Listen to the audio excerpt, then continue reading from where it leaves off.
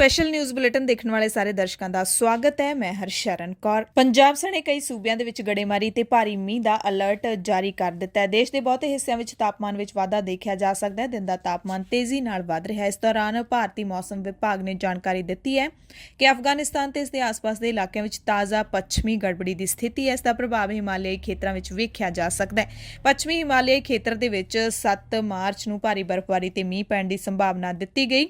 ਇਸ ਦੇ ਨਾਲ ਹੀ ਭਾਰਤ ਦੇ ਉੱਤਰੀ ਰਾਜਾਂ ਤੇ ਉੱਤਰ ਪੂਰਬੀ ਸੂਬਿਆਂ ਦੇ ਵਿੱਚ ਵੀ ਮੀਂਹ ਪੈਣ ਦੀ ਸੰਭਾਵਨਾ ਦਿੱਤੀ ਗਈ ਤੇ ਇਸ ਸੰਭਾਵਨਾ ਦੇ ਤਹਿਤ ਹੀ ਮੋਹਾਲੀ, ਚੰਡੀਗੜ੍ਹ ਅਤੇ ਪੰਜਾਬ ਦੇ ਹੋਰ ਕਈ ਜ਼ਿਲ੍ਹਿਆਂ ਦੇ ਵਿੱਚ ਹਲਕਾ ਮੀਂਹ ਵੀ ਐਤਵਾਰ ਨੂੰ ਪੈਂਦਾ ਰਿਹਾ। ਭਾਰਤੀ ਮੌਸਮ ਵਿਭਾਗ ਦੇ ਮੁਤਾਬਿਕ 7 ਮਾਰਚ ਨੂੰ ਜੰਮੂ ਕਸ਼ਮੀਰ, ਲੱਦਾਖ, ਗਿਲਗਿਟ ਬਾਲਟਿਸਤਾਨ, ਮੁਜ਼ੱਫਰਾਬਾਦ, ਪੰਜਾਬ ਤੇ ਉੱਤਰੀ ਹਰਿਆਣਾ ਦੇ ਵਿੱਚ ਗੜੇਮਾਰੀ ਦੇ ਨਾਲ ਤੇਜ਼ ਗਰਜ ਨਾਲ ਮੀਂਹ ਪੈ ਸਕਦਾ ਹੈ।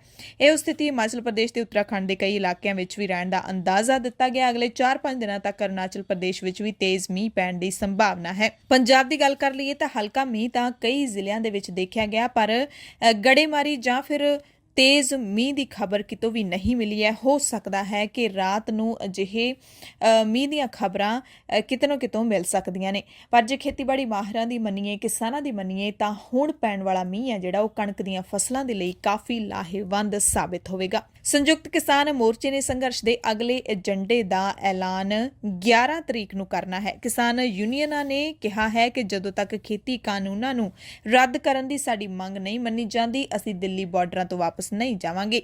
ਭਾਰਤੀ ਕਿਸਾਨ ਯੂਨੀਅਨ ਡਕੌਂਦਾ ਦੇ ਜਨਰਲ ਸਕੱਤਰ ਜਗਮੋਹਨ ਸਿੰਘ ਨੇ ਕਿਹਾ ਹੈ ਕਿ ਕਿਸਾਨ ਲੀਡਰਾਂ ਦੇ ਵੱਲੋਂ 11 ਮਾਰਚ ਨੂੰ ਅਗਲੇ ਏਜੰਡੇ ਤੇ ਪ੍ਰੋਗਰਾਮ ਦਾ ਐਲਾਨ ਕੀਤਾ ਜਾਏਗਾ। ਭਾਰਤੀ ਕਿਸਾਨ ਯੂਨੀਅਨ ਦੇ ਇੱਕ ਹੋਰ ਕਿਸਾਨ ਲੀਡਰ ਯੁੱਧਵੀਰ ਸਿੰਘ ਨੇ ਕਿਹਾ ਹੈ ਕਿ ਸਾਡਾ ਉਦੇਸ਼ ਕਿਸਾਨ ਲਹਿਰ ਨੂੰ ਦੇਸ਼ ਦੇ ਹੋਰ ਹਿੱਸਿਆਂ ਦੇ ਵਿੱਚ ਵਧਾਉਣਾ ਹੈ, ਜਿਸ ਵਿੱਚ ਪੱਛਮੀ ਬੰਗਾਲ, ਮੱਧ ਪ੍ਰਦੇਸ਼, ਕਰਨਾਟਕਾ ਤੇ ਉੜੀਸਾ ਸ਼ਾਮਿਲ ਨੇ। ਕਿਸਾਨ ਅੰਦੋਲਨ ਦੇ 270 ਤੋਂ ਵੱਧ ਸ਼ਹੀਦਾਂ ਲਈ ਅਤੇ 26 ਜਨਵਰੀ 2021 ਨੂੰ ਪੁਲਿਸ ਗੋਲੀਬਾਰੀ ਵਿੱਚ ਸ਼ਹੀਦ ਹੋਏ ਉੱਤਰਾਖੰਡ ਦੇ ਨਵਰੀਤ ਸਿੰਘ ਦੇ ਨਾਮ ਤੇ ਸਿੰਘੂ ਬਾਰਡਰ ਦੇ ਉੱਤੇ ਐਤਵਾਰ ਨੂੰ ਇੱਕ ਵਿਸ਼ੇਸ਼ ਅਰਦਾਸ ਸਮਾਗਮ ਕਰਵਾਇਆ ਗਿਆ। ਅਰਦਾਸ ਦਿਹਾੜੇ ਵਿੱਚ ਕਈ ਕਿਸਾਨ ਲੀਡਰ ਸ਼ਾਮਿਲ ਹੋਏ।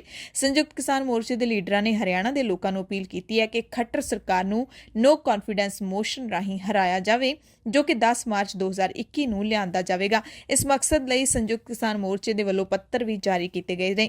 8 ਮਾਰਚ ਨੂੰ ਯਾਨੀ ਕਿ ਸੋਮਵਾਰ ਨੂੰ ਅੰਤਰਰਾਸ਼ਟਰੀ ਔਰਤ ਦਿਹਾੜੇ ਨੂੰ ਦਿੱਲੀ ਤੇ ਪੂਰੇ ਦੇਸ਼ ਵਿੱਚ ਪ੍ਰਦਰਸ਼ਨ ਕਰਨ ਵਾਲੀਆਂ ਥਾਵਾਂ ਤੇ ਔਰਤ ਕਿਸਾਨ ਦਿਹਾੜੇ ਦੇ ਵਜੋਂ ਮਨਾਇਆ ਜਾਵੇਗਾ। ਕਿਸਾਨ ਲੀਡਰਾਂ ਨੇ ਦੱਸਿਆ ਕਿ ਭਾਰਤੀ ਖੇਤੀਬਾੜੀ ਅਤੇ ਚੱਲ ਰਹੇ ਅੰਦੋਲਨ ਦੇ ਵਿੱਚ ਔਰਤ ਕਿਸਾਨਾਂ ਦੇ ਯੋਗਦਾਨ ਨੂੰ 8 ਮਾਰਚ ਨੂੰ ਦਰਸਾਇਆ ਜਾਏਗਾ ਤੇ ਜਿਹੜਾ 8 ਮਾਰਚ ਨੂੰ ਕਿਸਾਨ ਮੋਰਚੇ ਦੇ ਵੱਲੋਂ ਔਰਤਾਂ ਨੂੰ ਸਮਰਪਿਤ ਦਿਹਾੜਾ ਮਨਾਇਆ ਜਾਣਾ ਹੈ, ਉਹ ਸ਼ਾਇਦ ਇਤਿਹਾਸ ਰਚ ਦੇਵੇਗਾ, ਕਿਉਂਕਿ ਪਹਿਲੀ ਵਾਰੀ ਕਿਸਾਨੀ ਸੰਘਰਸ਼ ਦੇ ਵਿੱਚ ਔਰਤ ਦਿਹਾੜਾ ਰੰਗਿਆ ਜਾਏਗਾ। ਸੰਯੁਕਤ ਕਿਸਾਨ ਮੋਰਚੇ ਦੇ ਵੱਲੋਂ ਪੂਰੇ ਦੇਸ਼ ਵਿੱਚ ਔਰਤ ਦਿਹਾੜਾ ਮਨਾਉਣ ਦਾ ਸੱਦਾ ਦਿੱਤਾ ਗਿਆ। ਪੂਰੇ ਦੇਸ਼ ਦੇ ਸੂਬਿਆਂ, ਜ਼ਿਲ੍ਹਿਆਂ, ਪਿੰਡਾਂ ਵਿੱਚ ਵੱਡੇ ਪੱਧਰ ਤੇ ਔਰਤਾਂ ਦੀ ਲਾਮਬੰਦੀ ਕੀਤੀ ਜਾ ਰਹੀ ਹੈ। ਔਰਤਾਂ ਵਿੱਚ ਵੀ ਵੱਡਾ ਉਤਸ਼ਾਹ ਦੇਖਣ ਨੂੰ ਮਿਲ ਰਿਹਾ ਹੈ। 8 ਮਾਰਚ ਨੂੰ ਔਰਤਾਂ ਦੀ ਦਿੱਲੀ ਬਾਰਡਰਾਂ ਤੇ ਭਰਵੀਂ ਸ਼ਮੂਲੀਅਤ ਹੋਵੇਗੀ। ਹਰਿਆਣਾ, ਉੱਤਰ ਪ੍ਰਦੇਸ਼, ਪੰਜਾਬ ਤੇ ਹੋਰ ਸੂਬਿਆਂ ਤੋਂ ਵੀ ਵੱਡੀ ਗਿਣਤੀ ਵਿੱਚ ਬੀਬੀਆਂ ਸ਼ਾਮਿਲ ਹੋਣਗੀਆਂ।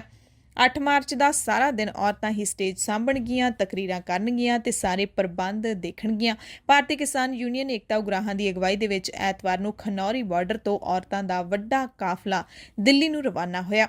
ਜਥੇਬੰਦੀ ਦੇ ਜਨਰਲ ਸਕੱਤਰ ਸੁਖਦੇਵ ਸਿੰਘ ਕੋਕਰੀ ਕਲਾਂ ਨੇ ਦੱਸਿਆ ਕਿ ਬਠਿੰਡਾ ਤੋਂ ਲਗਭਗ 500 ਵੱਡੀਆਂ ਬੱਸਾਂ, 600 ਮਿੰਨੀ ਬੱਸਾਂ, 115 ਟਰੱਕ ਤੇ ਕੈਂਟਰ ਅਤੇ 200 ਹੋਰ ਛੋਟੇ ਵਾਹਨਾਂ ਦੇ ਵਿੱਚ 40,000 ਤੋਂ ਵੱਧ ਔਰਤਾਂ ਨੂੰ ਲੈ ਕੇ ਦਿੱਲੀ ਵੱਲ ਕੂਚ ਕੀਤਾ ਗਿਆ ਹੈ। ਵਲੰਟੀਅਰਾਂ ਦੇ ਵੱਲੋਂ ਇਹਨਾਂ ਬੀਬੀਆਂ ਦੇ ਠਹਿਰਨ ਦੇ ਇੰਤਜ਼ਾਮ ਮੁਕੰਮਲ ਕਰਨ ਦੇ ਲਈ ਦਿਨ ਰਾਤ ਇੱਕ ਕੀਤਾ ਹੋਇਆ। ਉਗਰਾਹਾਂ ਦੀ ਇਸ ਸਟੇਜ ਦੇ ਉੱਤੇ ਬੀਬੀਆਂ ਹੀ ਮੁੱਖ ਬੁਲਾਰਾ ਹੋਣਗੀਆਂ। ਸਮਾਗਮ ਦਾ ਕੇਂਦਰੀ ਨੁਕਤਾ ਕਿਸਾਨੀ ਸੰਘਰਸ਼ ਦੀਆਂ ਮੁੱਖ ਮੰਗਾਂ ਤਿੰਨੇ ਕਾਲੇ ਖੇਤੀ ਕਾਨੂੰਨ, ਬਿਜਲੀ ਬਿੱਲ ਤੇ ਪਰਾਲੀ ਆਰਡੀਨੈਂਸ ਰੱਦ ਕੀਤੇ ਜਾਣ ਦੀਆਂ ਹੋਣਗੀਆਂ। ਟਿਕਰੀ ਬਾਰਡਰ ਤੇ ਤੈਨਾਤ ਹਜ਼ਾਰਾਂ ਵਲੰਟੀਅਰ ਇਹਨਾਂ ਬੀਬੀਆਂ ਦੇ ਰਾਤ ਠਹਿਰਨ ਦੇ ਇੰਤਜ਼ਾਮ ਮੁਕੰਮਲ ਕਰਨ ਦੇ ਵਿੱਚ ਡਟੇ ਹੋਏ ਨੇ। ਔਰਤ ਦਿਹਾੜੇ ਨੂੰ ਕਾਮਯਾਬ ਬਣਾਉਣ ਦੇ ਮਕਸਦ ਦੇ ਨਾਲ ਹੀ ਮੁਕਤਸਰ ਜ਼ਿਲ੍ਹੇ ਦੇ ਪਿੰਡ ਲੱਖੋਵਾਲੀ ਦੇ ਵਿੱਚ ਕਿਸਾਨੀ ਅੰਦੋਲਨ ਦੇ ਸਮਰਥਨ ਵਿੱਚ ਬੀਬੀਆਂ ਨੇ ਟਰੈਕਟਰ ਮਾਰਚ ਕੱਢਿਆ। ਬੀਬੀਆਂ ਨੇ ਖੁਦ ਟਰੈਕਟਰ ਚਲਾ ਕੇ ਪਿੰਡ ਵਿੱਚ ਮਾਰਚ ਕੀਤਾ ਤੇ ਕੇਂਦਰ ਸਰਕਾਰ ਖਿਲਾਫ ਨਾਅਰੇਬਾਜ਼ੀ ਕੀਤੀ। ਇਸੇ ਤਰ੍ਹਾਂ ਪਿੰਡ ਬਖਤਗੜ੍ਹ ਦੇ ਵਿੱਚ ਵੀ ਔਰਤਾਂ ਨੇ ਟਰੈਕਟਰ ਮਾਰਚ ਕੱਢਿਆ। ਕੌਮਾਂਤਰੀ ਪੱਧਰ ਤੇ ਮਨਾਇਆ ਜਾਂਦਾ ਔਰਤ ਦਿਹਾੜਾ ਇੱਕ ਮਜ਼ਦੂਰ ਅੰਦੋਲਨ ਦੀ ਹੀ ਉਪਜ ਹੈ। 1908 ਦੇ ਵਿੱਚ 15,000 ਔਰਤਾਂ ਨੇ ਕੰਮ ਦੇ ਘੰਟੇ ਘਟਾਉਣ ਦੀ ਮੰਗ ਨੂੰ ਲੈ ਕੇ ਨਿਊਯਾਰਕ ਸ਼ਹਿਰ ਦੇ ਵਿੱਚ ਇੱਕ ਮਾਰਚ ਕੱਢਿਆ ਸੀ। ਔਰਤਾਂ ਨੇ ਤਨਖਾਹ ਵਧਾਉਣ ਦੇ ਨਾਲ-ਨਾਲ ਵੋਟ ਪਾਉਣ ਦਾ ਹੱਕ ਦੇਣ ਦੀ ਵੀ ਮੰਗ ਕੀਤੀ ਸੀ। 1 ਸਾਲ ਬਾਅਦ ਅਮਰੀਕਾ ਦੀ ਸੋਸ਼ਲਿਸਟ ਪਾਰਟੀ ਨੇ ਇਸ ਦਿਨ ਨੂੰ ਕੌਮੀ ਔਰਤ ਦਿਹਾੜਾ ਐਲਾਨ ਦਿੱਤਾ ਸੀ। ਬਾਰਡਰਾਂ ਤੇ ਹੁਣ ਸਿਰਫ ਪੰਜਾਬ, ਹਰਿਆਣਾ, ਯੂਪੀ, ਬਿਹਾਰ, ਗੁਜਰਾਤ ਜਾਂ ਹੋਰ ਸੂਬਿਆਂ ਤੋਂ ਨਹੀਂ ਬਲਕਿ ਜੰਮੂ ਕਸ਼ਮੀਰ ਦੀਆਂ ਧੀਆਂ ਵੀ ਮੂਹਰੇ ਆ ਰਹੀਆਂ ਨੇ।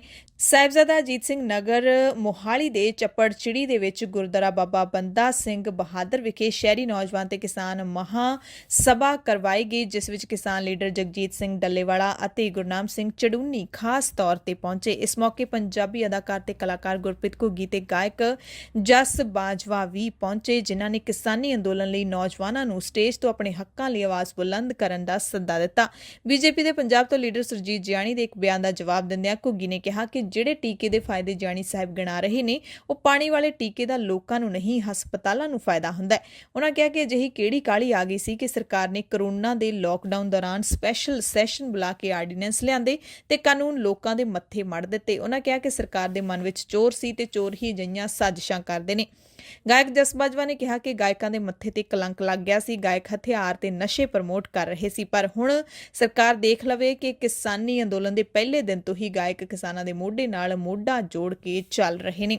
ਇਸ ਮੌਕੇ ਗੁਰਨਾਮ ਸਿੰਘ ਚੜੂਨੀ, ਜਗਜੀਤ ਸਿੰਘ ਡੱਲੇਵਾਲਾ ਤੋਂ ਇਲਾਵਾ ਬਲਦੇਵ ਸਿੰਘ ਸਿਰਸਾ ਵੀ ਪਹੁੰਚੇ ਹੋਏ ਸੀ। ਭਾਰਤੀ ਕਿਸਾਨ ਯੂਨੀਅਨ ਦੇ ਕੌਮੀ ਬੁਲਾਰੇ ਰਾਕੇਸ਼ ਟਿਕੈਤ ਨੇ ਕਿਹਾ ਕਿ 13 ਮਾਰਚ ਨੂੰ ਮੈਂ ਪੱਛਮੀ ਬੰਗਾਲ ਜਾਵਾਂਗਾ। ਪੱਛਮੀ ਬੰਗਾਲ ਵਿੱਚ ਵੱਡੀ ਪੰਚਾਇਤ ਹੈ, ਜਿੱਥੇ ਉਹ ਹਾਜ਼ਰੀ ਲਵਾਉਣਗੇ, ਕਿਸਾਨਾਂ ਨਾਲ ਮਿਲਣਗੇ, ਕਿਸਾਨ ਅੰਦੋਲਨ ਤੇ ਐਮਐਸਪੀ ਦੇ ਬਾਰੇ ਗੱਲ ਕਰਨਗੇ। ਟਿਕੈਤ ਨੇ ਕਿਹਾ ਕਿ 8 ਮਾਰਚ ਨੂੰ ਮੇਲਾ ਦਿਹਾੜਾ ਬਣਾਇਆ ਜਾਵੇਗਾ ਤੇ ਬਾਰਡਰਾਂ ਤੇ ਪੂਰਾ ਪ੍ਰਬੰਧ ਔਰਤਾਂ ਕਰਨਗੀਆਂ। ਉਹਨਾਂ ਕਿਹਾ ਕਿ ਅੰਦੋਲਨ ਉਦੋਂ ਤੱਕ ਜਾਰੀ ਰਹੇਗਾ ਜਦੋਂ ਤੱਕ ਖੇਤੀਬਾੜੀ ਦੇ ਜਿਹੜੇ ਕਾਨੂੰਨ ਨੇ ਉਹ ਰੱਦ ਨਹੀਂ ਕੀਤੇ ਜਾਂਦੇ। ਟਿਕੈਤ ਨੇ ਟਰੈਕਟਰ ਨੂੰ ਕਿਸਾਨਾਂ ਦਾ ਟੈਂਕ ਦੱਸਦਿਆਂ ਕਿਹਾ ਕਿ ਲੰਮੀ ਲੜਾਈ ਲਈ ਇੱਕ ਪਿੰਡ ਇੱਕ ਟਰੈਕਟਰ, 15 ਕਿਸਾਨ ਤੇ 10 ਦਿਨ ਦਾ ਫਾਰਮੂਲਾ ਅਪਣਾਉਣਾ ਹੋਏਗਾ। ਕਿਸਾਨ ਅੰਦੋਲਨ ਦੇ 100 ਦਿਨ ਪੂਰੇ ਹੋਣ ਤੇ ਰਾਕੇਸ਼ ਟਿਕੈਤ ਨੇ ਇਹ ਨਵਾਂ ਫਾਰਮੂਲਾ ਦਿੱਤਾ ਹੈ। ਇਸ ਫਾਰਮੂਲੇ ਨੂੰ IVIT 15M10D ਕਿਹਾ ਜਾ ਰਿਹਾ ਹੈ, ਯਾਨੀ ਕਿ ਇੱਕ ਪਿੰਡ ਇੱਕ ਟਰੈਕਟਰ, 15 ਕਿਸਾਨ ਤੇ 10 ਦਿਨ। ਇਹ ਫਾਰਮੂਲਾ ਅਪਣਾਉਂਦੇ ਹੋਏ ਹਰ ਕਿਸਾਨ ਨੂੰ ਮੋਰਚੇ ਦੇ ਵਿੱਚ ਸ਼ਾਮਿਲ ਹੋਣਾ ਪਵੇਗਾ। ਫਾਰਮੂਲੇ ਦਾ ਮਤਲਬ ਬਣਦਾ ਹੈ ਕਿ ਇੱਕ ਪਿੰਡ ਦਾ ਇੱਕ ਟਰੈਕਟਰ, 15 ਜਣੇ ਕਿਸਾਨ ਮੋਰਚੇ ਦੇ ਵਿੱਚ 10 ਦਿਨ ਜ਼ਰੂਰ ਰਹਿਣ। ਕਿਸਾਨੀ ਅੰਦੋਲਨ ਦੀ ਜਿੱਤ ਲਈ 4 ਹੋਰ ਕਿਸਾਨਾਂ ਨੇ ਆਪਣੀ ਜਾਨ ਕੁਰਬਾਨ ਕਰ ਦਿੱਤੀ ਹੈ। ਸਿੰਘੂ ਬਾਰਡਰ ਤੇ ਇੱਕ ਨੌਜਵਾਨ ਕਿਸਾਨ ਹਰਿੰਦਰ ਸਿੰਘ ਦੀ ਦਿਲ ਦਾ ਦੌਰਾ ਪੈਣ ਕਾਰਨ ਮੌਤ ਹੋ ਗਈ। ਹਰਿੰਦਰ ਸਿੰਘ ਕਰਨਾਲ ਦਾ ਰਹਿਣ ਵਾਲਾ ਸੀ। ਇਹ ਹਰਿੰਦਰ ਸਿੰਘ 6 ਮਾਰਚ ਨੂੰ ਕਿਸਾਨਾਂ ਵੱਲੋਂ KMP ਐਕਸਪ੍ਰੈਸਵੇ ਨੂੰ ਜਾਮ ਕਰਨ ਦਾ ਜਿਹੜਾ ਸੱਦਾ ਦਿੱਤਾ ਸੀ, ਉਸ ਦੇ ਵਿੱਚ ਸ਼ਾਮਿਲ ਹੋਇਆ ਸੀ। ਹਰਿੰਦਰ ਸਿੰਘ ਦਾ ਇੱਕ 7 ਸਾਲ ਦਾ ਪੁੱਤਰ ਹੈ ਤੇ ਹਰਿੰਦਰ ਸਿੰਘ ਦੀ ਪਤਨੀ ਦੀ ਪਹਿਲਾਂ ਹੀ ਮੌਤ ਹੋ ਚੁੱਕੀ ਹੈ ਤੇ ਹਰਿੰਦਰ ਸਿੰਘ ਤੇ ਉਸਦੀ ਪਤਨੀ ਦੋਵੇਂ ਇਸ ਦੁਨੀਆ ਨੂੰ ਛੱਡ ਚੁੱਕੇ ਨੇ ਤੇ ਹੁਣ 7 ਸਾਲ ਦਾ ਪੁੱਤਰ ਕਿਸ ਦੇ ਸਹਾਰੇ ਜਿਉਵੇਗਾ। ਇਹੀ ਕਿਸਾਨ ਦੀ ਜ਼ਿੰਦਗੀ ਹੈ। ਹਰਿਆਣਾ ਦੇ ਹਿਸਾਰ ਦੇ ਰਹਿਣ ਵਾਲੇ ਇੱਕ ਹੋਰ ਕਿਸਾਨ ਰਾਜਵੀਰ ਨੇ ਟਿੱਕਰੀ ਬਾਰਡਰ ਨੇੜੇ ਰੁੱਖ ਨਾਲ ਫਾਹਾ ਲਾ ਕੇ ਖੁਦਕੁਸ਼ੀ ਕਰ ਲਈ ਹੈ। ਖੁਦਕੁਸ਼ੀ ਨੋਟ ਵੀ ਬਰਾਮਦ ਹੋਇਆ। ਟਿੱਕਰੀ ਬਾਰਡਰ ਤੇ ਕਿਸਾਨ ਨੇ ਜਿਹੜੀ ਫਾਂਸੀ ਲਾਈ ਹੈ, ਉੱਥੇ ਸੁਸਾਈਡ ਨੋਟ ਦੇ ਵਿੱਚ ਲਿਖਿਆ ਹੋਇਆ ਹੈ ਕਿ ਖੇਤੀ ਕਾਨੂੰਨਾਂ ਨੂੰ ਜੇ ਸਰਕਾਰ ਰੱਦ ਕਰ ਦੇਵੇ, ਇਹੀ ਮੇਰੀ ਆਖਰੀ ਇੱਛਾ ਹੈ। ਕਿਸਾਨਾਂ ਨੂੰ ਵੀ ਅਪੀਲ ਕੀਤੀ ਆਖਰੀ ਕਿ ਕਾਨੂੰਨਾਂ ਨੂੰ ਰੱਦ ਕਰਵਾਉਣ ਤੋਂ ਬਾਅਦ ਹੀ ਤੁਸੀਂ ਸਾਰੇ ਘਰ ਨੂੰ ਮੁੜਿਓ। ਸੁਸਾਈਡ ਨੋਟ ਵਿੱਚ ਇਹ ਵੀ ਲਿਖਿਆ ਕਿ ਸਰਕਾਰ ਕਿਸਾਨਾਂ ਦਾ ਖੂਨ ਮੰਗਦੀ ਹੈ ਤੇ ਖੂਨ ਮੈਂ ਦੇ ਰਿਹਾ। ਕਿਸਾਨ ਨੇ ਨੋਟ ਵਿੱਚ ਆਪਣੇ ਆਪ ਨੂੰ ਰੋਹਤਕ ਦੇ ਸਾਂਸਦ ਦੀਪੇਂਦਰ ਹੁੱਡਾ ਤੇ ਵਿਧਾਇਕ ਬਲਰਾਜ ਖੁੰਡੂ ਦਾ ਫੈਨ ਦੱਸਿਆ। ਟਿੱਕਰੀ ਬਾਰਡਰ ਤੇ ਹੁਣ ਤੱਕ 4 ਕਿਸਾਨ ਖੁਦਕੁਸ਼ੀ ਕਰ ਚੁੱਕੇ ਨੇ।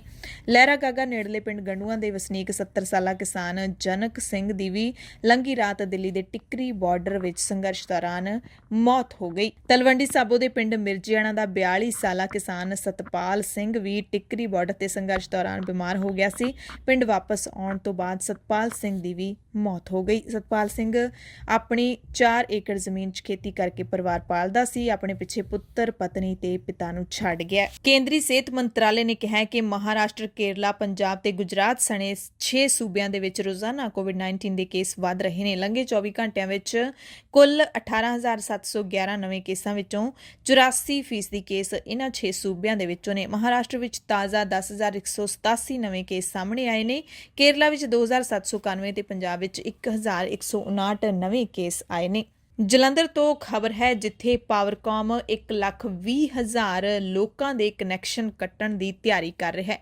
ਕੋਵਿਡ-19 ਵਾਇਰਸ ਦੀ ਗੰਭੀਰਤਾ ਕਾਰਨ ਬਹੁਤ ਸਾਰੇ ਲੋਕਾਂ ਨੇ ਬਿਜਲੀ ਦੇ ਬਿੱਲ ਜਮ੍ਹਾਂ ਨਹੀਂ ਕਰ ਪਾਏ, ਇਹ ਕਿਹਾ ਜਾ ਸਕਦਾ ਹੈ।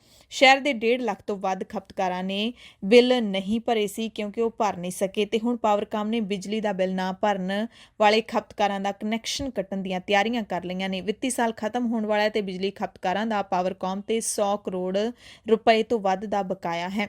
ਹੁਣ ਵਿਭਾਗ ਉਹਨਾਂ ਖਪਤਕਾਰਾਂ ਖਿਲਾਫ ਕਦਮ ਚੁੱਕਣ ਜਾ ਰਿਹਾ ਹੈ ਜਿਨ੍ਹਾਂ ਨੇ ਬਕਾਇਆ ਰਕਮ ਜਮ੍ਹਾਂ ਨਹੀਂ ਕੀਤੀ। ਅਦਾਇਗੀ ਨਾ ਕਰਨ ਵਾਲੇ ਗਾਹਕਾਂ ਦੀ ਸੂਚੀ ਬਣਾ ਕੇ ਡਿਵੀਜ਼ਨ ਨੂੰ ਸੌਂਪ ਦਿੱਤੀ ਗਈ ਹੈ।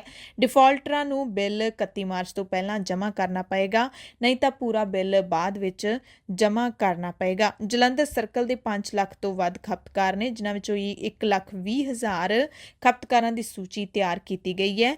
ਮਾਡਲ ਡਿਵੀਜ਼ਨ ਦੇ ਵਿੱਚ ਵਧੇਰੇ ਡਿਫਾਲਟਰ ਨੇ, ਉਹਨਾਂ ਕੋਲੋਂ 46 ਕਰੋੜ ਰੁਪਏ ਵਸੂਲ ਕੀਤੇ ਜਾਣੇ ਨੇ। ਪੰਜਾਬ ਦੇ ਸਰਹੱਦੀ ਇਲਾਕੇ ਵਿੱਚ ਰਾਵੀ ਨਦੀ ਦੇ ਕਿਨਾਰੇ ਸਥਿਤ ਹਰੀਕੇ ਪੱਤਣ ਬਰਡ ਸੈਂਚੁਰੀ ਦੇ ਵਿੱਚ ਉਸ ਵਕਤ ਭਿਆਨਕ ਅੱਗ ਲੱਗ ਗਈ ਜਦੋਂ ਪੰਛੀਆਂ ਦੇ ਆਪਣੇ ਦਾਣੇ ਚੋਗੇ ਦਾ ਜੁਗਾੜ ਕਰਨ ਤੋਂ ਬਾਅਦ ਉਹ ਆਪੋ ਆਪਣੇ ਆਲਣਿਆਂ ਵਿੱਚ ਪਰਤ ਰਹੇ ਸੀ। ਘਟਨਾ ਸ਼ਨੀਵਾਰ ਸ਼ਾਮ ਦੀ ਹੈ। ਅਚਾਨਕ ਅੱਗ ਦੀਆਂ ਲਾਟਾਂ ਉੱਠਣੀਆਂ ਸ਼ੁਰੂ ਹੋ ਗਈਆਂ।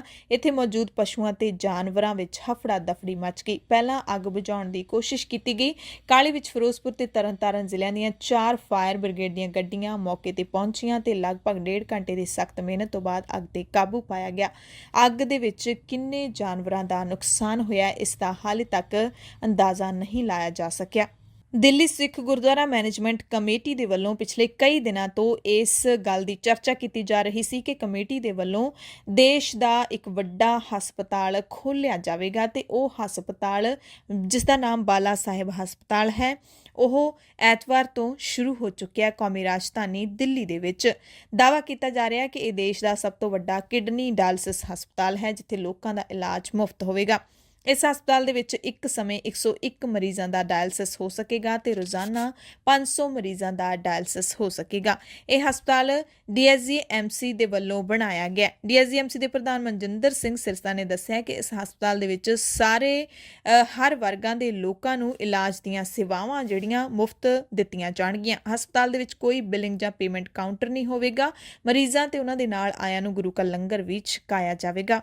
ਉਧਰ ਦਿੱਲੀ ਸਿੱਖ ਗੁਰਦੁਆਰਾ ਮੈਨੇਜਮੈਂਟ ਕਮੇਟੀ ਦੀਆਂ ਚੋਣਾਂ ਸਿਰ ਤੇ ਨੇ ਤੇ ਇਸ ਲਈ ਜਾਗੋ ਪਾਰਟੀ ਨੇ ਉਮੀਦਵਾਰਾਂ ਦੀ ਪਹਿਲੀ ਸੂਚੀ ਜਾਰੀ ਕਰ ਦਿੱਤੀ ਹੈ। ਪਾਰਟੀ ਪ੍ਰਧਾਨ ਮਨਜੀਤ ਸਿੰਘ ਜੀਕੇ ਨੇ 15 ਉਮੀਦਵਾਰਾਂ ਦਾ ਐਲਾਨ ਕੀਤਾ ਜਿਸ ਵਿੱਚ 2 PhD ਅਤੇ 2 ਔਰਤ ਉਮੀਦਵਾਰਾਂ ਸ਼ਾਮਿਲ ਨੇ। ਜੀਕੇ ਨੇ ਕਿਹਾ ਕਿ ਸਾਡੀ ਪਾਰਟੀ ਦਾ ਕੋਈ ਉਮੀਦਵਾਰ ਨੋਟ ਨਹੀਂ ਵੰਡੇਗਾ, ਨਾ ਹੀ ਸ਼ਰਾਬ ਵੰਡੇਗਾ।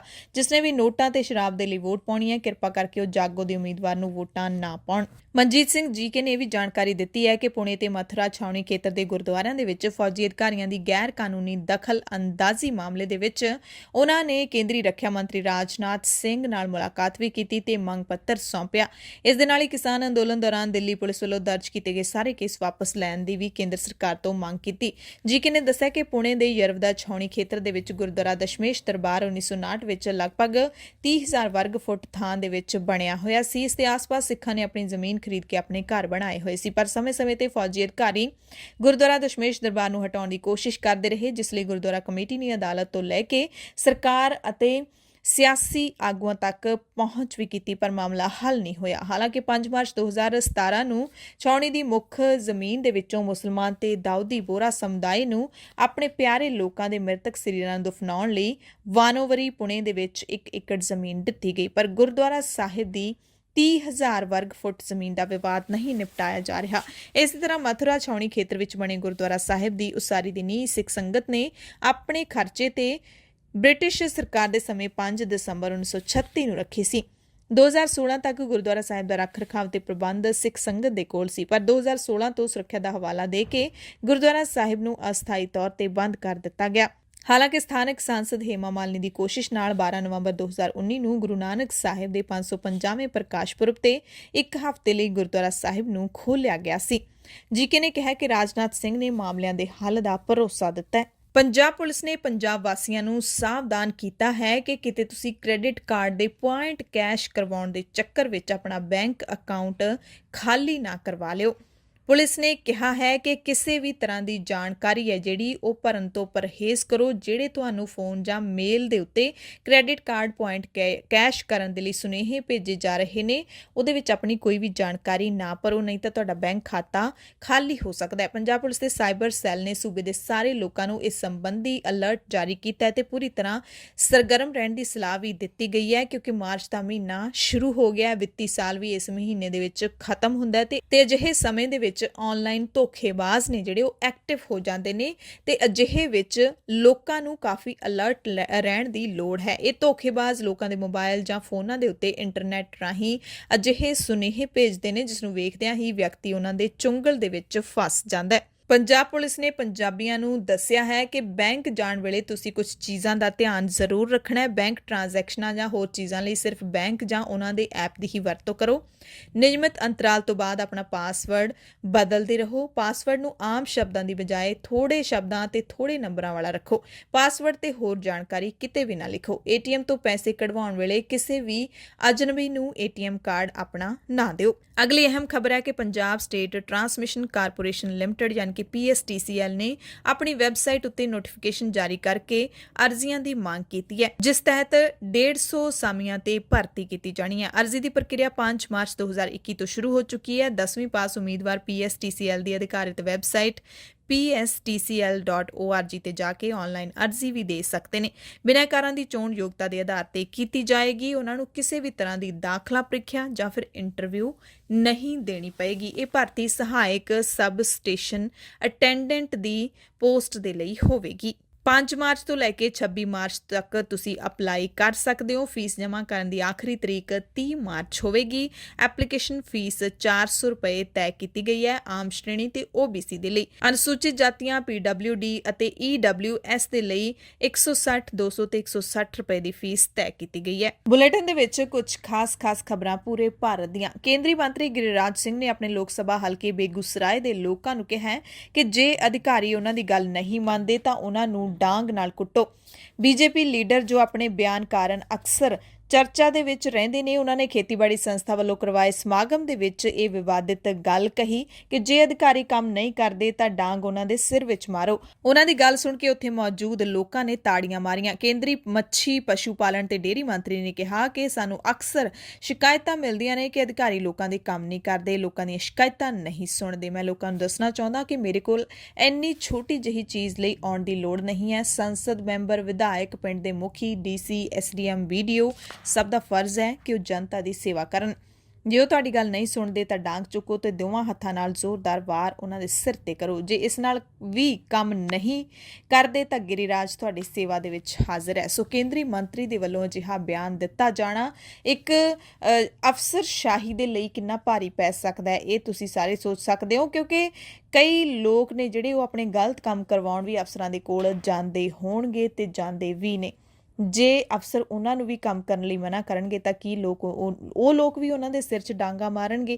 ਸੋ ਇੱਕ ਕੇਂਦਰੀ ਮੰਤਰੀ ਦੇ ਅਹੁਦੇ ਤੇ ਬਹਿ ਕੇ ਅਜਿਹਾ ਬਿਆਨ ਦਿੱਤੇ ਜਾਣਾ ਆਪਣੇ ਆਪ ਦੇ ਵਿੱਚ ਹੀ ਵਿਵਾਦਿਤ ਹੈ। ਤਾਮਿਲਨਾਡੂ ਵਿਧਾਨ ਸਭਾ ਚੋਣਾਂ ਲਈ DMK ਤੇ ਕਾਂਗਰਸ ਵਿਚਾਲੇ ਸਮਝੌਤਾ ਹੋ ਗਿਆ। DMK ਨੇ 25 ਵਿਧਾਨ ਸਭਾ ਸੀਟਾਂ ਅਤੇ ਕੰਨਿਆ ਕੁਮਾਰੀ ਲੋਕ ਸਭਾ ਸੀਟ ਕਾਂਗਰਸ ਨੂੰ ਦੇ ਦਿੱਤੀਆਂ ਨੇ। DMK ਦੇ ਪ੍ਰਧਾਨ MK ਸਟਾਲਿਨ ਤੇ ਤਾਮਿਲਨਾਡੂ ਕਾਂਗਰਸ ਕਮੇਟੀ ਦੇ ਮੁਖੀ KS ਅਲਾਗਿਰੀ ਨੇ DMK ਦੇ ਹੈੱਡਕੁਆਰਟਰ ਵਿੱਚ ਇਸ ਸੰਬੰਧੀ ਸਮਝੌਤੇ ਤੇ ਦਸਤਖਤ ਕੀਤੇ। ਪ੍ਰਧਾਨ ਮੰਤਰੀ ਨਰਿੰਦਰ ਮੋਦੀ ਐਤਵਾਰ ਨੂੰ ਭਾਜਪਾ ਦੀ ਚੋਣ ਮੁਹਿੰਮ ਦਾ ਆਗਾਜ਼ ਕਰਨ ਦੇ ਲਈ ਪੱਛਮੀ ਬੰਗਾਲ ਦੇ ਕੋਲਕਾਤਾ ਵਿੱਚ ਪਹੁੰਚੇ ਤੇ ਇੱਥੇ ਉਹਨਾਂ ਨੇ ਪੱਛਮੀ ਬੰਗਾਲ ਦੀ ਮੁੱਖ ਮੰਤਰੀ ਮਮਤਾ ਬੈਨਰਜੀ ਤੇ ਤਿੱਖਾ ਨਿਸ਼ਾਨਾ ਸਾਧਿਆ। ਮੋਦੀ ਨੇ ਦੋਸ਼ ਲਾਇਆ ਕਿ ਪੱਛਮੀ ਬੰਗਾਲ ਨੇ ਮਮਤਾ ਤੇ ਭਰੋਸਾ ਪ੍ਰਗਟਾਇਆ ਸੀ ਕਿ ਖੱਬੇ ਪੱਖੀਆਂ ਦੀ ਹਕੂਮਤ ਮਗਰੋਂ ਉਹ ਵੱਡਾ ਬਦਲਾਅ ਲੈ ਕੇ ਆਏਗੀ, ਪਰ ਉਹਨਾਂ ਨੇ ਸੂਬੇ ਦੇ ਲੋਕਾਂ ਨੂੰ ਧੋਖਾ ਦਿੱਤਾ ਹੈ ਤੇ ਲੋਕਾਂ ਦਾ ਅਪਮਾਨ ਕੀਤਾ ਹੈ। ਪ੍ਰਧਾਨ ਮੰਤਰੀ ਨੇ ਮੁੱਖ ਮੰਤਰੀ ਉੱਤੇ ਪਰਿਵਾਰਵਾਦ ਨੂੰ ਉਤਸ਼ਾਹਿਤ ਕਰਨ ਦਾ ਦੋਸ਼ ਲਾਉਂਦਿਆਂ ਕਿਹਾ ਕਿ ਮਮਤਾ ਨੇ ਲੋਕਾਂ ਦੀ ਦੀਦੀ ਬਣਨ ਦੀ ਬਜਾਏ ਭਤੀਜੇ ਦੀ ਭੂਆ ਬਣਨਾ ਸਹੀ ਸਮਝਿਆ। ਇੱਥੇ ਬ੍ਰਿਗੇਡ ਪਰੇਡ ਗਰਾਊਂਡ ਦੇ ਵਿੱਚ BJP ਦੀ ਵਿਸ਼ਾਲ ਰੈਲੀ ਨੂੰ ਸੰਬੋਧਨ ਕਰਦਿਆਂ ਪ੍ਰਧਾਨ ਮੰਤਰੀ ਮੋਦੀ ਆਪਣੇ ਉਹਨਾਂ ਵਿਰੋਧੀਆਂ ਤੇ ਵੀ ਵਰੇ ਜੋ ਉਹਨਾਂ ਤੇ ਖਾਸ ਉਦਯੋਗਿਕ ਘਰਾਣਿਆਂ ਦਾ ਪੱਖ ਲੈਣ ਦਾ ਦੋਸ਼ ਲਾਉਂਦੇ ਨੇ। ਸੋ ਪੱਛਮੀ ਬੰਗਾਲ ਦੇ ਵਿੱਚ ਐਤਵਾਰ ਦਾ ਦਿਨ ਨਰਿੰਦਰ ਮੋਦੀ ਅਤੇ ਮਮਤਾ ਬੈਨਰਜੀ ਦੇ ਇੱਕ ਦੂਜੇ ਦੇ ਖਿਲਾਫ ਬਿਆਨਾਂ ਕਰਕੇ ਕਾਫੀ ਗਰਮ ਰਿਹਾ। ਜਿਸ ਵਕਤ ਨਰਿੰਦਰ ਮੋਦੀ ਰੈਲੀ ਨੂੰ ਸੰਬੋਧਨ ਕਰ ਰਹੇ ਸੀ ਉਦੋਂ ਹੀ ਸਿਲੀਗੁੜੀ ਦੇ ਵਿੱਚ ਮਮਤਾ ਬੈਨਰਜੀ LPG ਸਿਲੰਡਰ ਦੀਆਂ ਕੀਮਤਾਂ ਦੇ ਵਾਧੇ ਖਿਲਾਫ ਪੈਦਲ ਯਾਤਰਾ ਕੱਢ ਰਹੀ ਸੀ। 2 ਵਜੇ ਦੇ ਕਰੀਬ ਉਹ ਹਜ਼ਾਰਾਂ ਸਮਰਥਕਾਂ ਨਾਲ ਧਰਨੇ ਉੱਤੇ ਬਹਿ ਗਈ ਤੇ ਵਾਧੀਆਂ ਕੀਮਤਾਂ ਲਈ ਮੋਦੀ ਸਰਕਾਰ ਨੂੰ ਲੰਮੇ ਹੱਥੀਂ ਲਿਆ। ਪ੍ਰਧਾਨ ਮੰਤਰੀ ਨਰਿੰਦਰ ਮੋਦੀ ਦੇ ਬੰਗਾਲ ਵਿੱਚ ਪਰਿਵਰਤਨ ਕਰਨ ਦੇ ਸੱਦੇ ਦਾ ਜਵਾਬ ਦਿੰਦਿਆਂ ਮਮਤਾ ਨੇ ਕਿਹਾ ਕਿ ਪਰਿਵਰਤਨ ਬੰਗਾਲ ਵਿੱਚ ਨਹੀਂ, ਦਿੱਲੀ ਵਿੱਚ ਹੋਏਗਾ। ਪ੍ਰਧਾਨ ਮੰਤਰੀ ਮੋਦੀ ਵੱਲੋਂ ਬੰਗਾਲ ਵਿੱਚ ਔਰਤਾਂ ਸੁਰੱਖਿਅਤ ਨਾ ਹੋਣ ਦੇ ਇਲਜ਼ਾਮ ਵਿੱਚ ਮਮਤਾ ਨੇ ਕਿਹਾ ਕਿ ਪ੍ਰਧਾਨ ਮੰਤਰੀ ਪਹਿਲਾਂ ਯੂਪੀ, ਬਿਹਾਰ ਤੇ ਹੋਰ ਸੂਬਿਆਂ ਵੱਲ ਨਜ਼ਰ ਘੁਮਾ ਕੇ ਦੇਖਣ। ਪੱਛਮੀ ਬੰਗਾਲ ਵਿਧਾਨ ਸਭਾ ਚੋਣਾਂ ਦੇ ਵਿੱਚ ਕੈਂਪੇਨ ਦੇ ਲਈ ਮਮਤਾ ਨੇ ਹੇਮੰਤ ਸੋਰੇਨ ਦੀ ਵੀ ਮਦਦ ਮੰਗੀ ਹੈ। ਗੁਜਰਾਤ ਤੋਂ ਖਬਰ ਹੈ ਜਿੱਥੇ ਸੂਰਤ ਦੀ ਅਦਾਲਤ ਨੇ UAPA ਤਹਿਤ ਗ੍ਰਿਫਤਾਰ ਕੀਤੇ 122 ਲੋਕਾਂ ਨੂੰ ਬਰੀ ਕਰ ਦਿੱਤਾ ਹੈ। ਇਹਨਾਂ ਸਾਰਿਆਂ ਨੂੰ ਗੈਰ ਕਾਨੂੰਨੀ ਗਤੀਵਿਧੀਆਂ ਰੋਕੂ ਐਕਟ ਦੇ ਤਹਿਤ ਗ੍ਰਿਫਤਾਰ ਕੀਤਾ ਗਿਆ ਸੀ ਤੇ ਇਹ ਪਾਬੰਦੀਸ਼ੁਦਾ ਸੰਗਠਨ Student Islamic Movement of India ਯਾਨੀ ਕਿ ਸਿਮੀ ਦੇ ਮੈਂਬਰ ਸਨ। Chief judicial magistrate AN Dev ਦੀ ਅਦਾਲਤ ਨੇ ਸ਼ੱਕ ਦਾ ਫਾਇਦਾ ਦਿੰਦਿਆਂ ਦੋਸ਼ੀਆਂ ਨੂੰ ਬਰੀ ਕਰ ਦਿੱਤਾ। ਕੇਸ ਦੀ ਸੁਣਵਾਈ ਦੌਰਾਨ 5 ਮੁਲਜ਼ਮ ਮਾਰੇ ਗਏ ਸਨ।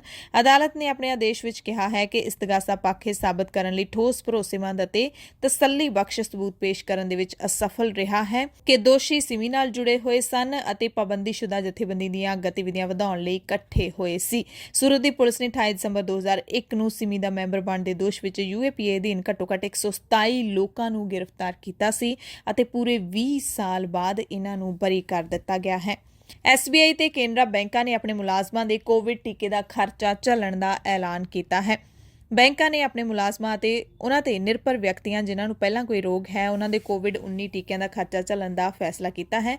ਦੋਵੇਂ ਬੈਂਕਾਂ 45 ਸਾਲ ਤੋਂ ਵੱਧ ਉਮਰ ਦੇ ਵਿਅਕਤੀਆਂ ਨੂੰ ਲੱਗਣ ਵਾਲੇ ਟੀਕਿਆਂ ਦਾ ਖਰਚਾ ਮੁਲਾਜ਼ਮਾਂ ਨੂੰ ਮੋੜ ਦੇਣਗੀਆਂ। IPL ਦਾ ਐਲਾਨ ਹੋ ਚੁੱਕਿਆ ਹੈ। IPL 9 ਅਪ੍ਰੈਲ ਤੋਂ ਚੇਨਈ ਵਿੱਚ ਸ਼ੁਰੂ ਹੋਏਗਾ ਅਤੇ 30 ਮਈ ਨੂੰ ਫਾਈਨਲ ਮੈਚ ਅਹਿਮਦਾਬਾਦ ਵਿੱਚ ਖੇਡਿਆ ਜਾਏਗਾ। ਦੇਸ਼ ਦੇ 6 ਸ਼ਹਿਰਾਂ ਦੇ ਵਿੱਚ ਮੈਚ ਕਰਵਾਏ ਜਾਣਗੇ ਪਰ ਇਹਨਾਂ ਸ਼ਹਿਰਾਂ ਵਿੱਚ ਮੋਹਾਲੀ ਦਾ ਨਾਮ ਸ਼ਾਮਿਲ ਨਹੀਂ ਹੈ। ਪਿਛਲੇ ਦਿਨੀ ਕੈਪਟਨ ਅਮਰਿੰਦਰ ਸਿੰਘ ਨੇ ਇਸ ਤੇ ਇਤਰਾਜ਼ ਵੀ ਜਤਾਇਆ ਸੀ। ਇਸ ਵਾਰ ਕੋਈ ਵੀ ਟੀਮ ਆਪਣੇ ਘਰੇਲੂ ਮੈਦਾਨ ਤੇ ਨਹੀਂ ਖੇਡੇਗੀ। ਭਾਰਤੀ ਕ੍ਰਿਕਟ ਕੰਟਰੋਲ ਬੋਰਡ ਦੇ ਮੁਤਾਬਿਕ ਇਸ ਵਾਰ ਮੈਚ ਅਹਿਮਦਾਬਾਦ, ਬੈਂਗਲੌਰ, ਚੇਨਈ, ਦਿੱਲੀ, ਮੁੰਬਈ ਤੇ ਕੋਲਕਾਤਾ ਵਿੱਚ ਹੋਣਗੇ। ਪੰਜਾਬ ਦੇ ਮੁੱਖ ਮੰਤਰੀ ਕੈਪਟਨ ਅਮਰਿੰਦਰ ਸਿੰਘ ਨੇ ਵੀ ਬੋਰਡ ਨੂੰ ਅਪੀਲ ਕੀਤੀ ਸੀ ਕਿ ਉਹ IPL ਮੈਚ ਮੁਹਾਲੀ ਵਿੱਚ ਕਰਵਾਏ ਤੇ ਮੈਚ ਦੌਰਾਨ ਪੂਰੀ ਸੁਰੱਖਿਆ ਮੁਹੱਈਆ ਅਸੀਂ ਕਰਵਾਵਾਂਗੇ। ਰਾਜਸਥਾਨ ਦੇ ਹਨੂਮਾਨਗੜ੍ਹ ਜ਼ਿਲ੍ਹੇ ਦੇ ਇੱਕ ਪਿੰਡ ਵਿੱਚ ਸ਼ਰਾਬ ਦਾ ਠੇਕਾ ਲੈਣ ਲਈ ਰਿਕਾਰਡ 5 ਅਰਬ 10 ਕਰੋੜ ਦੀ ਬੋਲੀ ਲਾਈ ਗਈ ਹੈ। ਇਸ ਦੇ ਨਾਲ ਹੀ ਇਸ ਸੂਬੇ ਵਿੱਚ ਸ਼ਰਾਬ ਦੇ ਠੇਕੇ ਦੀ ਸਭ ਤੋਂ ਮਹਿੰਗੀ ਬੋਲੀ ਬਣ ਗਈ ਹੈ। ਇਸ ਬੋਲੀ ਦੀ ਪੂਰੇ ਰਾਜਸਥਾਨ ਵਿੱਚ ਚਰਚਾ ਹੋ ਰਹੀ ਹੈ। ਰਾਜਸਥਾਨ ਵਿੱਚ ਸ਼ਰਾਬ ਦੇ ਠੇਕਿਆਂ ਦੀ ਆਨਲਾਈਨ ਨਿਲਾਮੀ ਪ੍ਰਕਿਰਿਆ ਦੌਰਾਨ ਹਨੂਮਾਨਗੜ੍ਹ ਜ਼ਿਲ੍ਹੇ ਦੀ ਨੌਰ ਤਹਿਸੀਲ ਦੇ ਖੂਈਆਂ ਪਿੰਡ ਵਿੱਚ ਇੱਕ ਸ਼ਰਾਬ ਦੀ ਦੁਕਾਨ ਦੀ ਬੋਲੀ 5 ਅਰਬ 10 ਕਰੋੜ 10 ਲੱਖ 15,400 ਰੁਪਏ 'ਚ ਲੱਗੀ ਹੈ, ਜਦਕਿ ਆਬਕਾਰੀ ਵਿਭਾਗ ਨੇ ਇਸ ਦੁਕਾਨ ਦਾ ਰਿਜ਼ਰਵ ਪ੍ਰਾਈਜ਼ 72 ਲੱਖ ਰੁਪਏ ਰੱਖਿਆ ਸੀ। ਇਹ ਵੀ ਮੰਨਿਆ ਜਾ ਰਿਹਾ ਹੈ ਕਿ ਦੁਕਾਨ ਤੇ ਬੋਲੀ ਨਾ ਹੋ ਸਕੇ ਇਸ ਲਈ ਇੰਨੀ ਉੱਚੀ ਬੋਲੀ ਲਾਈ ਗਈ ਹੈ ਕਿਉਂਕਿ ਰਕਮ ਜਮ੍ਹਾਂ ਨਾ ਕਰਵਾਉਣ ਉੱਤੇ ਜਮ੍ਹਾਂ ਰਕਮ ਜ਼ਬਤ ਕਰਨ ਦਾ ਪ੍ਰਬੰਧ ਹੀ ਹੈ। ਇਸ ਕਰਕੇ ਸਰਕਾਰ ਇੱਥੇ ਮੁੜ ਬੋਲੀ ਲਗਾ ਸਕਦੀ ਹੈ। ਜੇ ਠੇਕੇਦਾਰ ਇੰਨੀ ਵੱਡੀ ਰਕਮ ਭਰਦਾ ਹੈ ਤਾਂ ਇਹ ਸੂਬੇ ਦੀ ਸਭ ਤੋਂ ਮਹਿੰਗੀ ਦੁਕਾਨ ਬਣ ਜਾਏਗੀ। ਬਿਹਾਰ ਤੋਂ ਖਬਰ ਹੈ ਸ਼ਰਮਸਾਰ ਕਰਨ ਵਾਲੀ। ਬਿਹਾਰ ਦੇ ਕਟਿਹਾਰ ਜ਼ਿਲ੍ਹੇ ਦੇ ਵਿੱਚ ਪ੍ਰਸ਼ਾਸਨ ਦੀ ਬੇਰਹਿਮੀ ਦੀ ਬਹੁਤ ਹੀ ਸ਼ਰਮਨਾਕ ਤਸਵੀਰ ਸਾਹਮਣੇ ਆਈ ਹੈ। ਪ੍ਰਸ਼ਾਸਨ ਵੱਲੋਂ ਕੋਈ ਵੀ ਮਦਦ ਨਾ ਮਿਲਣ ਕਾਰਨ ਲਾਚਾਰ ਪਿਤਾ ਨੂੰ ਆਪਣੇ ਪੁੱਤਰ ਦੀ ਲਾਸ਼ ਨੂੰ ਬੋਰੀ 'ਚ ਬੰਦ ਕਰਕੇ 3 ਕਿਲੋਮੀਟਰ ਪੈਦਲ ਤੁਰਨਾ ਪਿਆ। ਭਾਗਲਪੁਰ ਜ਼ਿਲ੍ਹੇ ਦੇ ਗੋਪਾਲਪੁਰ ਥਾਣਾ ਪੁਲਿਸ ਅਤੇ ਕਟਿਹਾਰ ਜ਼ਿਲ੍ਹੇ ਦੇ ਕੁਰਸੇਲਾ ਥਾਣਾ ਪੁਲਿਸ ਦੀ ਅਣਗਹਿਲੀ ਦੇ ਕਾਰਨ ਇਹ ਸਭ ਵਾਪਰਿਆ। ਦੋਵਾਂ ਥਾਣਿਆਂ ਦੀ ਪੁਲਿਸ ਘਟਨਾ ਆਪਣੇ ਖੇਤਰ ਤੋਂ ਬਾਹਰ ਵਾਪਰੀ ਦੱਸਦੀ ਰਹੀ ਤੇ ਮਜਬੂਰ ਪਿਤਾ ਨੂੰ ਇੱਕ ਤੋਂ ਦੂਸਰੇ ਥਾਣੇ ਭੇਜਦੀ ਰਹੀ ਤੇ ਉਹ ਬੱਚੇ ਦੀ ਲਾਸ਼ ਨੂੰ ਝੋਲੇ ਵਿੱਚ ਪਾ ਕੇ 3 ਕਿਲੋਮੀਟਰ ਪੈਦਲ ਚੱਲਦਾ ਰਿਹਾ। ਬੁਲੇਟਿਨ ਦੇ ਵਿੱਚ ਹੁਣ ਕੁਝ ਖਾਸ ਖਬਰਾਂ ਪੂਰੀ ਦੁਨੀਆ ਦੀਆਂ। ਭਾਰਤੀ ਨਾਗਰਿਕ ਨੇ ਜਹਾਜ਼ ਵਿੱਚ ਖੌਰੂ ਪਾ ਦਿੱਤਾ ਤਾਂ ਬੁਲਗਾਰੀਆ ਦੇ ਵਿੱਚ ਜਹਾਜ਼ ਦੀ ਐਮਰਜੈਂਸੀ ਲੈਂਡਿੰਗ ਕਰਨੀ ਪਈ। ਪੈਰਿਸ ਤੋਂ ਨਵੀਂ ਦਿੱਲੀ ਜਾ ਰਹੇ 에ਅਰ ਫਰਾਂਸ ਦੇ ਜਹਾਜ਼ ਨੂੰ ਇੱਕ ਯਾਤਰੀ ਵੱਲੋਂ ਖੌਰੂ ਪਾਏ ਜਾਣ ਕਾਰਨ ਬੁਲਗਾਰੀਆ ਦੇ ਵਿੱਚ ਹੰਗਾਮੀ ਹਾਲਤ ਵਿੱਚ ਉਤਾਰਨਾ ਪਿਆ। ਬੁਲਗਾਰੀਆ ਦੇ ਅਧਿਕਾਰੀਆਂ ਨੇ ਦੱਸਿਆ ਕਿ ਘਟਨਾ ਸ਼ੁੱਕਰਵਾਰ ਸ਼ਾਮੀ 5 ਵਜੇ ਦੀ ਹੈ। ਕੇਂਦਰੀ ਜਾਂਚ ਏਜੰਸੀ ਦੇ ਇੱਕ ਅਧਿਕਾਰੀ ਇਵੈਲੋ ਐਂਜਲੋਵ ਨੇ ਕਿਹਾ ਕਿ ਜਿਵੇਂ ਹੀ ਜਹਾਜ਼ ਨੇ ਉਡਾਣ ਭਰੀ, ਭਾਰਤੀ ਨਾਗਰਿਕ ਨੇ ਹੋਰ ਯਾਤਰੀਆਂ ਨਾਲ ਲੜਨਾ ਸ਼ੁਰੂ ਕਰ ਦਿੱਤਾ। ਉਸਨੇ ਜਹਾਜ਼ ਦੇ ਅਮਲੇ ਦੇ ਇੱਕ ਮੁਲਾਜ਼ਮ ਤੇ ਵੀ ਹਮਲਾ ਕੀਤਾ ਤੇ ਕਾਕਪਿਟ ਦੇ ਦਰਵਾਜ਼ੇ ਨੂੰ ਧੱਕਾ ਮਾਰਿਆ। ਉਸਦੇ ਹਮਲਾਵਰ ਵਿਹਾਰ ਕਾਰਨ ਜਹਾਜ਼ ਨੂੰ ਮਜਬੂਰਨ ਸੋਫੀਆ ਦੇ ਵਿੱਚ ਉਤਾਰਨਾ ਪਿਆ। ਵਿਅਕਤੀ ਦਾ ਨਾਮ ਹਾਲਾਂਕਿ ਜ਼ਾਹਿਰ ਨਹੀਂ ਕੀਤਾ ਗਿਆ ਹੈ। ਉਸ ਨੂੰ ਜਹਾਜ਼ ਵਿੱਚੋਂ ਉਤਾਰਿਆ ਗਿਆ ਤੇ ਯਾਤਰੀਆਂ ਨੂੰ ਖਤਰੇ 'ਚ ਪਾਉਣ ਦਾ ਦੋਸ਼ ਵੀ ਲਾਇਆ ਗਿਆ। म्यांमार ने सरहद लंघण वाले पुलिस अफसरां ਨੂੰ ਭਾਰਤ ਨੂੰ ਵਾਪਸ ਕਰਨ ਲਈ ਕਿਹਾ ਹੈ। म्यांमार ਨੇ ਆਪਣੇ ਗੁਆਂਢੀ ਮੁਲਕ ਭਾਰਤ ਨੂੰ ਉਹਨਾਂ ਪੁਲਿਸ ਅਫਸਰਾਂ ਨੂੰ ਵਾਪਸ ਭੇਜਣ ਲਈ ਕਿਹਾ ਜੋ ਸ਼ਰਨ ਲੈਣ ਲਈ ਭਾਰਤ ਵੱਲ ਪਿਛਲੇ ਦਿਨੀ ਬਾਰਡਰ ਲੰਘ ਕੇ ਆ ਗਏ ਸੀ। ਭਾਰਤੀ ਅਧਿਕਾਰੀਆਂ ਦਾ ਕਹਿਣਾ ਹੈ ਕਿ ਹਾਲ ਹੀ ਦੇ ਦਿਨਾਂ ਵਿੱਚ ਇਹਨਾਂ ਅਫਸਰਾਂ ਨੇ ਆਪਣੇ ਪਰਿਵਾਰਾਂ ਸਣੇ ਬਾਰਡਰ ਕ੍ਰਾਸ ਕੀਤਾ ਹੈ। ਇੱਕ ਚਿੱਠੀ ਵਿੱਚ म्यांमार ਦੀ ਅਥਾਰਟੀ ਦੇ ਵੱਲੋਂ ਦੋਸਤਾਨਾ ਰਿਸ਼ਤਿਆਂ ਦਾ ਹਵਾਲਾ ਦਿੰਦੇ ਹੋਏ ਪੁਲਿਸ ਅਫਸਰਾਂ ਨੂੰ ਵਾਪਸ ਭੇਜਣ ਲਈ ਕਿਹਾ ਹੈ। ਪਿਛਲੇ ਮਹੀਨੇ ਤੋਂ ਹੀ ਤਖਤਾ ਪਲਟ ਦੇ ਚੱਲਦਿਆਂ म्यांमार ਦੇ ਵਿੱਚ ਵੱਡੇ ਪੱਧਰ ਤੇ ਵਿਰੋਧ ਪ੍ਰਦਰਸ਼ਨ ਹੋ ਰਹੇ ਨੇ ਤੇ ਕਾਨੂੰਨ ਦੀ ਸਥਿਤੀ ਵੀ ਨਾਜ਼ੁਕ ਬਣੀ ਹੋਈ ਹੈ। म्यांमार ਨੇ ਭਾਰਤੀ ਸੂਬੇ ਮਿਜ਼ੋਰਮ ਦੀ ਸਰਕਾਰ ਨੂੰ ਚਿੱਠੀ ਲਿਖ ਕੇ ਆਪਣੇ 8 ਪੁਲਿਸ ਮੁਲਾਜ਼ਮਾਂ ਦੀ ਹਵਾਲਗੀ ਲਈ ਪ੍ਰਸ਼ਾਸਨ ਨੂੰ ਅਪੀਲ ਕੀਤੀ ਹੈ। ਮਿਜ਼ੋਰਮ ਦੀ 510 ਕਿਲੋਮੀਟਰ ਲੰਬੀ ਸਰਹੱਦ म्यांमार ਦੇ ਨਾਲ ਲੱਗਦੀ ਹੈ, ਜਿੱਥੇ ਫੌਜੀ ਸਰਕਾਰ ਖਿਲਾਫ ਦੇਸ਼ ਭਰ ਵਿੱਚ ਮੁਜ਼ਾਹਰੇ ਹੋ ਰਹੇ ਨੇ। ਚੰਪਾਈ ਜ਼ਿਲ੍ਹੇ ਦੀ ਡੀਸੀ ਮਾਰੀਆ ਸਿਟੀ ਜ਼ੁਆਲੀ ਦੇ ਮੁਤਾਬਿਕ म्यांमार ਦੇ ਵਿੱਚ ਫਾਲਮ ਜ਼ਿਲ੍ਹੇ ਦੇ ਉਹਨਾਂ ਦੇ ਹਮਰੁਤਬਾ ਨੇ ਉਹਨਾਂ 8 ਪੁਲਿਸ ਮੁਲਾਜ਼ਮਾਂ ਨੂੰ म्यांमार ਦੇ ਹਵਾਲੇ ਕਰਨ ਦੀ ਮੰਗ ਕੀਤੀ ਹੈ ਜੋ म्यांमार ਤੋਂ ਭੱਜ ਕੇ ਭਾਰਤ ਵਿੱਚ ਦਾਖਲ ਹੋ ਗਏ ਨੇ। ਮਿਜ਼ੋਰਮ म्यांमार ਸਰਹੱਦ ਦੀ ਰਾਖੀ ਕਰਨ ਵਾਲੀ ਅਸਮ ਰਾਈਫਲਸ ਦੇ ਸੂਤਰਾਂ ਦੇ ਮੁਤਾਬਿਕ म्यांमार ਦੇ 35 ਵਾਸੀ ਹੁਣ ਤੱਕ ਮਿਜ਼ੋਰਮ ਵਿੱਚ ਦਾਖਲ ਹੋ ਚੁੱਕੇ ਨੇ। ਕੈਲੀਫੋਰਨੀਆ ਦੇ ਵਿੱਚ ਅਗਲੇ ਮਹੀਨੇ ਤੋਂ ਡਿਜ਼ਨੀਲੈਂਡ ਸਮੇਤ ਕੁਝ ਹੋਰ ਸਟੇਡੀਅਮ ਖੁੱਲ੍ਹ ਸਕਣਗੇ। ਅਮਰੀਕਾ ਵਿੱਚ ਸਮੇਂ ਦੇ ਨਾਲ-ਨਾਲ ਕਰੋਨਾ ਦੀ ਲਾਗ ਵਿੱਚ ਗਿਰਾਵਟ ਆਉਣ ਕਰਕੇ ਨਿਯਮਾਂ ਦੇ ਵਿੱਚ ਢਿੱਲ ਲਗਾਤਾਰ ਦਿੱਤੀ ਜਾ ਰਹੀ ਹੈ। ਕੈਲੀਫੋਰਨੀਆ ਸੂਬੇ ਵੱਲੋਂ ਐਲਾਨੇ ਗਏ ਨਵੇਂ ਨਿਯਮਾਂ ਦੇ ਮੁਤਾਬਿਕ ਡਿਜ਼ਨੀਲੈਂਡ ਨੂੰ ਅਗਲੇ ਮਹੀਨੇ ਤੋਂ ਮੁੜ ਖੋਲ੍ਹਣ ਦੀ ਆਗਿਆ ਦਿੱਤੀ ਜਾਵੇਗੀ। ਨਵੇਂ ਨਿਯਮਾਂ ਦੇ ਤਹਿਤ ਔਰੇਂਜ ਕਾਉਂਟੀ ਨੂੰ ਰੈੱਡ ਟਾਇਰ ਵਿੱਚ ਤਬਦੀਲ ਕਰਨ ਦੀ ਉਮੀਦ ਕੀਤੀ ਜਾਂਦੀ ਹੈ, ਜਿਸ ਦੇ ਤਹਿਤ ਇਹ ਪਾਰਕ 1 ਅਪ੍ਰੈਲ ਨੂੰ ਖੁੱਲ੍ਹ ਸਕਦਾ ਹੈ। ਪਾਰਕ ਵਿੱਚ ਰਾਈਡਸ ਦੁਬਾਰਾ ਚੱਲਦੀਆਂ ਰਹਿਣਗੀਆਂ ਪਰ ਇਨਡੋਰ ਸੇਵਾਵਾਂ ਬੰਦ ਹੋਣਗੀਆਂ। ਇਹ ਪਾਰਕ 15% ਦੀ ਸਮਰੱਥਾ ਨਾਲ ਕੰਮ ਕਰੇਗਾ। ਸਿਰਫ ਕੈਲੀਫੋਰਨੀਆ ਦੇ ਵਸਨੀਕਾਂ ਨੂੰ ਹੀ ਇਸ ਵਿੱਚ ਜਾਣ ਦੀ ਆਗਿਆ ਹੋਏਗੀ। ਮੌਜੂਦਾ ਸਮੇਂ ਦੱਖਣੀ ਕੈਲੀਫੋਰਨੀਆ ਦਾ ਜ਼ਿਆਦਾਤਰ ਹਿੱਸਾ, ਜਿਹਦੇ ਵਿੱਚ ਡਿਜ਼ਨੀਲੈਂਡ ਪਾਰਕ ਦਾ ਖੇਤਰ ਅਨਾਹਿਮ ਵੀ ਸ਼ਾਮਿਲ ਹੈ, ਵੱਧ ਪਾਬੰਦੀ ਵਾਲੇ ਜ਼ਾਮਨੀ ਪੱਧਰ ਵਿੱਚ ਹੈ। ਡਿਜ਼ਨੀਲੈਂਡ ਨੇ ਇਸ ਖਬਰ ਦਾ ਸਵਾਗਤ ਕੀਤਾ, ਜਿਹੜਾ ਕਿ ਪਿਛਲੇ ਸਾਲ ਮਾਰਚ ਦੇ ਵਿੱਚ ਬੰਦ ਕਰ ਦਿੱਤਾ ਗਿਆ ਸੀ। ਚੀਨ ਇਸ ਸਾਲ ਜੁਲਾਈ ਤੋਂ ਪਹਿਲਾਂ ਅਰੁਣਾਚਲ ਪ੍ਰਦੇਸ਼ ਨਾਲ ਲੱਗਦੀ ਭਾਰਤੀ ਸਰਹੱਦ ਦੇ ਨੇੜੇ ਤਿੱਬਤ ਦੇ ਲਈ ਬੁਲੇਟ ਟ੍ਰੇਨਾਂ ਚਲਾਏਗਾ, ਜੋ ਸਾਰੇ ਸੂਬਿਆਂ ਲਈ ਤੇਜ਼ ਰਫ਼ਤਾਰ ਰੇਲ ਸੇਵਾਵਾਂ ਦੀ ਸ਼ੁਰੂਆਤ ਹੋਵੇਗੀ। ਚੀਨ ਦੀ ਸਰਕਾਰੀ ਰੇਲਵੇ ਸਮੂਹ ਕੰਪਨੀ ਲਿਮਟਿਡ ਦੇ ਬੋਰਡ ਦੇ ਚੇਅਰਮੈਨ ਲੂ ਦੋਂਗਫੂ ਨੇ ਦੱਸਿਆ ਕਿ 435 ਕਿਲੋਮੀਟਰ ਲੰਬੇ ਰੇਲ ਮਾਰਗ ਉੱਤੇ ਬਿਜਲੀ ਨਾਲ ਰੇਲ ਗੱਡੀਆਂ ਚੱਲਣਗੀਆਂ। ਸਪੈਸ਼ਲ ਨਿਊਜ਼ ਬੁਲੇਟਿਨ ਦੇਖਣ ਵਾਲੇ ਸਾਰੇ ਦਰਸ਼ਕਾਂ ਦਾ ਧੰਨਵਾਦ।